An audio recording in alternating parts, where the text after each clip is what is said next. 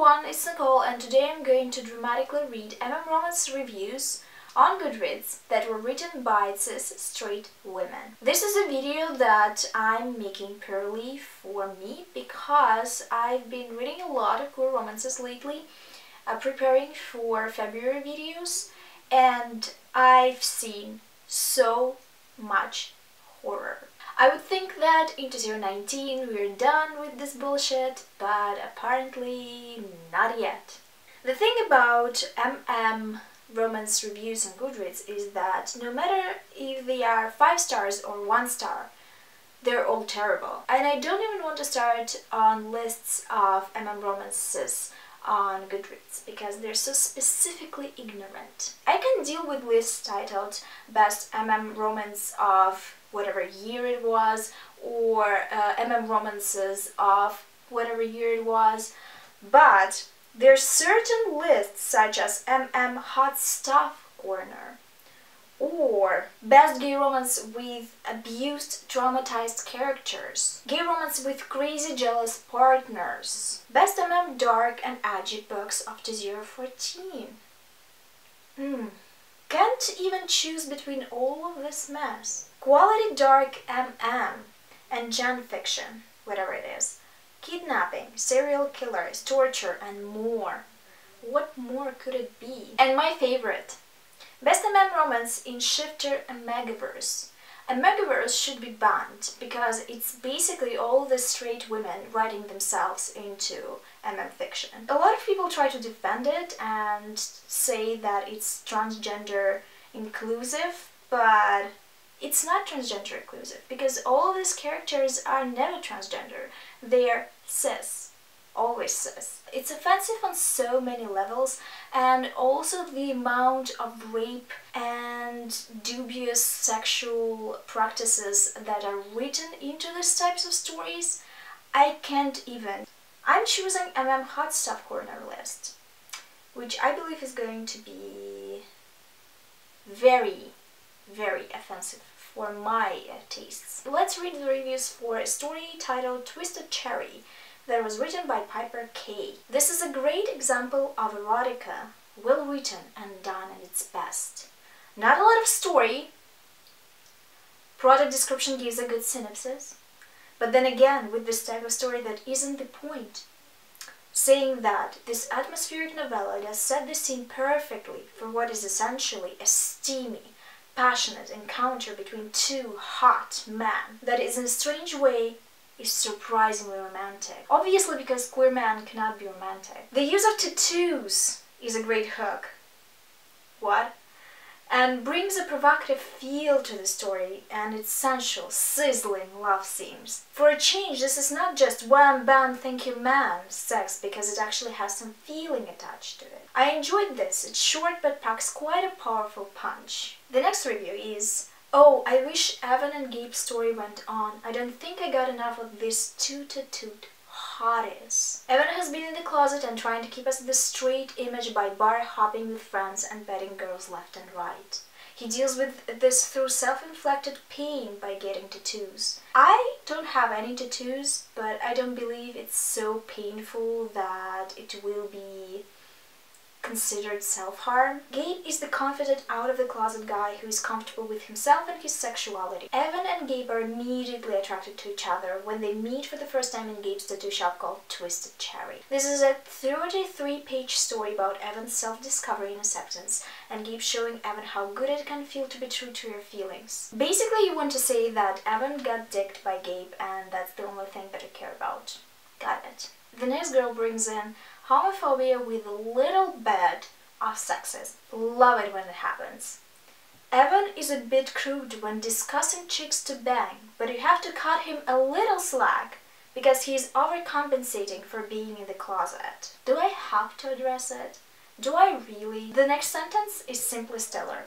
He's been gay his whole life and he's never experienced a man before. Because people don't just date men or have sex with men. They experience the man. The next girl said, after reading this I went back hoping to find more of Evan and Gabe's story. There is nothing. I want more. This short read is so smooth and gets straight to the point. Yummy. When I see cis straight women calling MM romance yummy, or the man hotties, or that it's sizzling. I don't even know what to say because it's 2019 and you shouldn't talk about people as objects, but it's not something everyone learned apparently. Let's move on to another book that seems a little bit more safe. It's called Nowhere Ranch by Heidi Cullinan, and I believe that I've read Heidi Cullinan before. It is a story about a guy who works at the ranch and runs into his boss in a gay bar that is the only one in the proximity of 200 miles.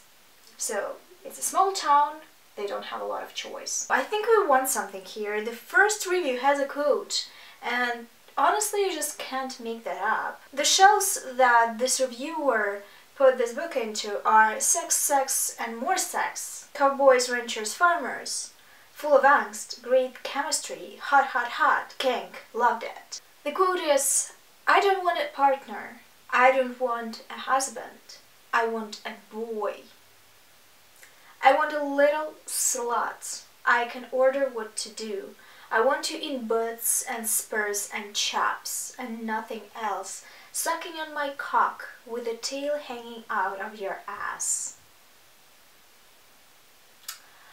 Honestly, I have no words, and I'm not even kink shaming, because having kinks has nothing to do with it. The next part of this review is even worse. Heidi Cullinan, you're a bad, bad girl. This book was S to the M to the O to the K to the I to the N to the G hot. Like my Kindle burst into little flames, and the ashes melted away, kind of hot. Damn, I was not prepared for the level of heat. This is not for the beginner MM reader. Hell, this isn't for even a beginner erotica reader. This isn't fucking masterclass. It isn't that the kinks in these books are extreme, or maybe I'm just desensitized. Yeah, you're desensitized to your own homophobia. By the way that Heidi Cullinan writes this book is so erotic that even the innocent stuff feels even dirtier than it has any right to. And then the content just gets filthier and filthier. Okay, let me clear my head and get to the writing. I actually thought that I was going to hate this book when I started. This is one of those books that is narrated through the main character and the way he talks is very gruff. Maybe because he's a man. I wasn't really connecting with him at first and I found the little short sentences to be jarring. However, once I got going, I get more and more engrossed, and in the story, admittedly, what pulled me at first was the sex. Girl, we figured that out.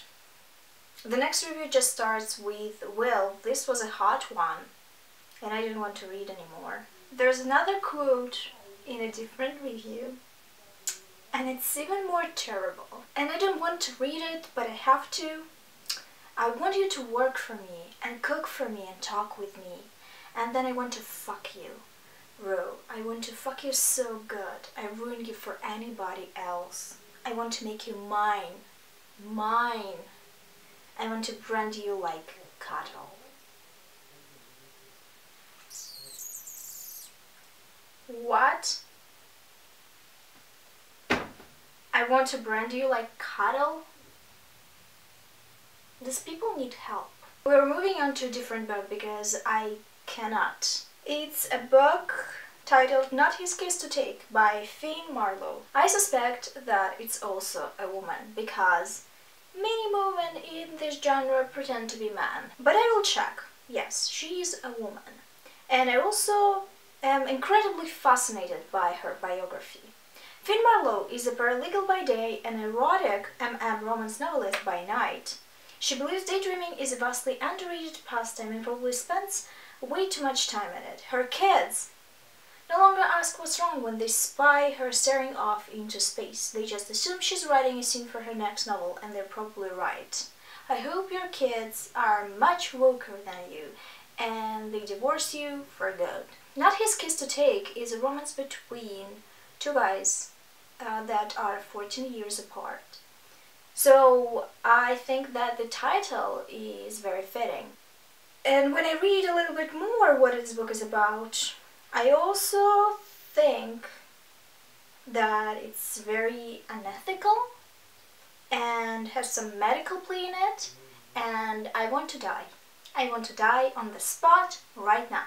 But for the sake of this video, I'm going to read you a few reviews. This person shelved this read as fun self-free read medical play doctor heart comfort anima and us play. Why would a straight woman want to read about gay animal play? This is a question for when I retire and would be able to think about the way the world is at the moment. Holy dirty talk, this book is so hot. There is no plot. Cool beans. This is effectively a 200-page extended sex scene. Wow. As Evan initiates James into the joys of anal play. This video would have been demonetized if I was not demonetized already. As Evan is a wealthy independent man with no friends, no family, and a penthouse apartment, this is pretty much zero action outside of the bedroom, or the shower, or the chair in front of the window. So, this guy is a creep. He's a rich creep. But sweet Jesus, there was something about the way this is written that meant I had to change my pajamas. This lady needs to go and have some straight sex. Evan is a little bit toppy, but he's not a dom. What do you even know about being a dom? Jamie likes to be taken to the edge and ordered around in bed, but he's definitely not a sub. Evan likes to describe what he's going to do, and there is one hell of a lot of fingering before any penetration takes place. Honestly, I appreciate that. The first bit has aspects of medical play that are delicious. I mean, it's actually medical treatment, but flipping heck. The whole thing just comes across as filthy and gorgeously kinky, even though objectively it isn't in the least filthy and kinky. It's Evan's mouth that's what does it, and his thumbs and tongue. This is one of those books that ends up making me weep. Oh my god, no. I think this review must be the worst. It's the worst one. I found it. It's the worst. This is one of those books that ends up making me weep that I'm not a gay man with Evan for a lover. Another fantastic review for this book that is shelved as cold shower ice fan prone to, could see the sparks fly, have mercy, predator and morsel. Kinky. I wasn't entirely happy with Jamie switching so easily from being happily straight to debauched gay angel. For Evan, but holy goddess of gay erotic romance that was. Picture of erupting volcano. Everything else is sad, so this picture has to do. There's picture of two gay men on a bed. Thanks to Finn Marlowe for giving us this delicious early Christmas gift. Or more so, thanks to Finn Marlowe for giving me nightmares for the rest of the week. This is a video about terrible people doing terrible things. I hope that before you're writing shit like this, you'll think about why you're doing it, and if what you're doing is correct and uplifts people that you're using to make some coin. That's everything I can handle in this video. Honestly, I'm done and I need a palate cleanse. Thank you for watching. I hope you had fun because I didn't. And I'll see you soon in my next video. Support queer authors.